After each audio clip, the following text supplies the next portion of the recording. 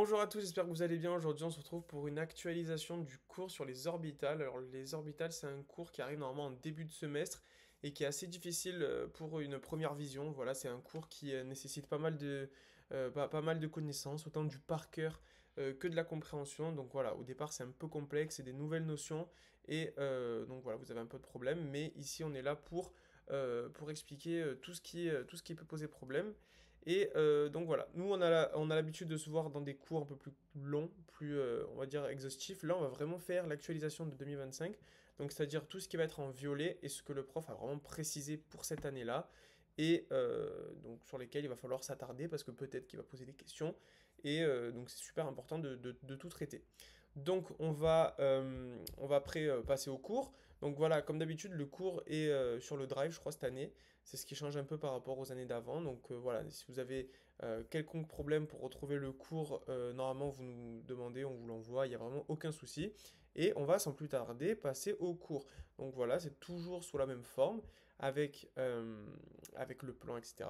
Nous, on va vraiment s'attarder à ce qu'il y a en violet. Donc s'il y a des choses que je détaille pas ici, donc beaucoup de choses, parce qu'il y a beaucoup de choses qui vont être en noir et donc que j'ai déjà détaillé dans une de mes anciennes vidéos, je vous recommande d'aller les voir euh, comme ça vous avez toutes les nouvelles notions et les anciennes. Donc voilà, dans l'ordre, il vaut mieux voir mes vidéos d'avant et après celle-ci pour voir les actualisations qu'on a après. Parce que là, si vous regardez que cette vidéo, il y a des choses que vous n'allez pas comprendre et c'est normal. Donc on commence avec la première notion qui est en violet, donc qui est actualisée. C'est par rapport au modèle de bord. Donc on dit que la nature est faite de sorte qu'il n'y a pas de gain d'énergie, il ne se passe rien. Donc ça c'est ce qui reprend la phrase qui est juste au-dessus. Donc l'atome dans son état fondamental est en état de repos, son énergie est ou son énergie est la plus basse. Donc voilà. Donc la nature est faite en sorte qu'il y ait une certaine stabilité quand même sur tous les systèmes. Donc ça c'est une phrase un peu bateau, il n'y a pas trop de difficultés avec ça. Et donc voilà. Les modèles, moi je vous conseille de quand même avoir des notions sur tous les modèles qu'on va détailler là. Je crois, il y a un modèle de Bohr, il y a le modèle de Sommerfeld. Moi, je vous conseille d'apprendre les dates quand même. Des fois, ils aiment bien vous poser des questions, mais après, c'est vous qui voyez. Voilà, moi, je pense que j'avais appris les dates, je crois, et ça peut permettre de répondre à certaines questions. Donc là, on parle de la constante de Planck, on est dans l'infiniment petit, et il n'y aura pas de questions au concours sur l'infiniment petit, etc. Donc n'apprenez pas les constantes par cœur, ça ne sert absolument à rien. Donc voilà, et ensuite on a un nouveau modèle par rapport à ce qu'on a détaillé précédemment. Donc le modèle de Broglie en 1924, et il est à l'origine de l'idée que l'électron est considéré non plus comme une particule, mais comme une onde électromagnétique. Donc ça on l'a vu dans les autres cours, je ne vais pas le détailler, mais c'est super important, c'est écrit en violet, le prof peut le mettre dans ses QCM, donc voilà, petit point de vigilance dessus, vous l'apprenez, et voilà, donc ça c'est quelque chose qu'il faut apprendre, c'est un peu, pour la première partie est un peu par cœur. C'est vraiment quelque chose qu'il faut apprendre par cœur. Il n'y a pas trop de compréhension à faire. Mais voilà, je vous conseille de vraiment, vraiment, vraiment apprendre. Ensuite, on a donc ça, le principe d'incertitude d'Eisenberg, super important.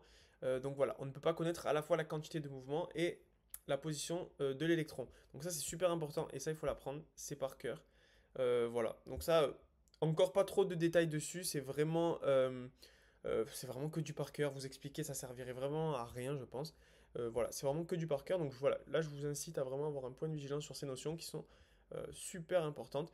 De même pour l'équation de Schrödinger qui n'est valable que pour des systèmes à un électron, donc forcément l'hydrogène. Pareil, ça c'est du par cœur et il faut vraiment le maîtriser. Voilà. Donc l'équation de Schrödinger, par exemple, on ne va pas vous la demander de la réécrire ou même de la reconnaître sur un QCM, ça n'a aucune utilité au final, mais il faut savoir de quoi on parle quand même et de savoir qu'elle a de solution que pour les systèmes à un électron, donc pour l'hydrogène. Ça, c'est des petites questions faciles et qui peuvent vous permettre d'avoir des petits points. Voilà. Ensuite, principe de Pauli, etc. Ça, normalement, je crois que c'est dans le cours sur l'atomistique, vous l'avez. Donc voilà, apprenez-le par cœur, c'est quand même encadré, c'est super important. Ensuite, on va passer donc à la suite. Voilà, donc on parle bien d'orientation des électrons. Donc ça, c'est par rapport au spin. Donc ça, c'est super important. Le spin, c'est l'orientation de l'électron dans le champ. On va en reparler juste après. Là, c'est un petit peu abstrait comme notion, mais ça, pas de souci, on en reparle juste après. Donc voilà, et on parle bien d'orientation et pas de rotation. Ça n'a rien à voir. Une rotation, c'est un mouvement. Une orientation, c'est une position. Voilà, donc ça, je vous explique pour que vous compreniez bien. Ensuite, on va parler, donc ça, si vous avez vu ma première vidéo sur les orbitales, vous allez comprendre de quoi on parle quand on a des cases comme ça. Donc ça, je vous réexplique pas, c'est super long et c'est un peu complexe à détailler. Donc là, on va partir du principe que vous maîtrisez déjà ça. Et donc, quand on part sur une orbitale, on va avoir des cases dans lesquelles on a des électrons qui sont rangés. Et en fait, on peut avoir des orbitales qui vont être dégénérées. Quand on dit dégénérées, ça veut dire qu'elles sont sur le même niveau d'énergie. Et sous l'action de ligands ou de champs magnétiques, enfin de ligands qui vont entraîner un champ, en fait, on appelle des ligands à champ fort ou faible, et ça, on va en parler juste après, on va avoir une levée de dégénérescence. Donc quand on parle de levée de dégénérescence, ça veut dire qu'on ne va plus avoir une dégénérescence. Les orbitales ne seront plus dégénérées, donc plus sur le même niveau. On le voit ici, on a une orbitale qui va être avec un niveau d'énergie supérieur et les autres orbitales qui vont avoir un niveau d'énergie inférieur.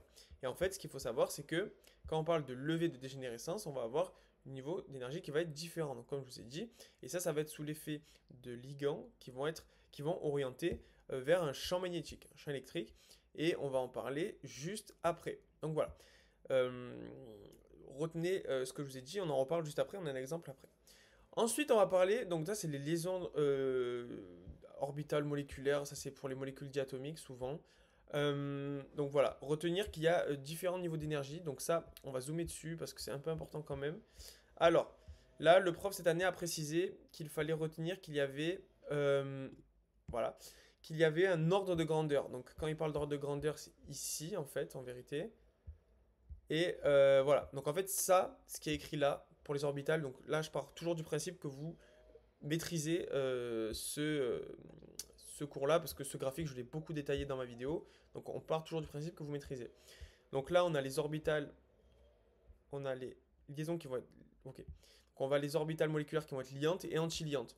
Et en fait on va partir du principe qu'en bas on a le plus bas niveau d'énergie, et en haut le plus haut. Donc en fait c'est juste la suite logique. Donc on a les sigma 2s qui sont inférieurs au sigma 2s étoile, donc anti-liantes. Ensuite on a elles-mêmes qui sont inférieures au px qui sont égales au py, pardon. Et après ça fait la même chose et ça monte tout en haut. Donc là c'est pour vous montrer l'ordre de grandeur entre les différentes orbitales moléculaires et enfin liaison des orbitales et qui donnent des orbitales moléculaires. Et donc voilà, là je pense qu'il n'y a pas trop de choses voilà, très complexes, il faut juste apprendre les différents niveaux d'énergie, je pense pas qu'ils vous posent des questions dessus, mais c'est super important voilà, de le savoir. Et donc voilà, ça vous permet peut-être de vous orienter sur vos révisions. Ensuite, ça, c'est des rappels qu'on a vus dans notre premier cours.